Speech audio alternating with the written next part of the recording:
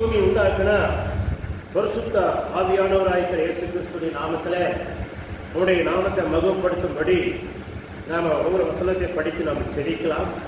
கர்த்தர் உங்களை பெரிதான காரியம் செய்வாராக.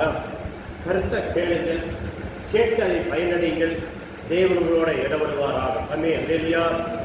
எபிரேயர் 4:14 படிக்கலாமே. எபிரேயர் 4:14. எபிரேயர் 4:14 பக்கமெல்லாம் நான் போடல. இன்னைக்கு பக்கம் போடுறதுக்கு இதெல்லாம் படிச்சுட்டேன்.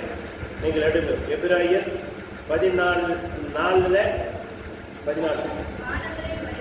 வானங்கள் வழியால் பரலோகத்துக்கு போன தேவகுமாரனுக்கு இயேசு என்னும் மகா பிரதானி ஆசாரியம் நம்மளுக்கு இருக்கிறபடியால் நாம பண்ணின அறிக்கையை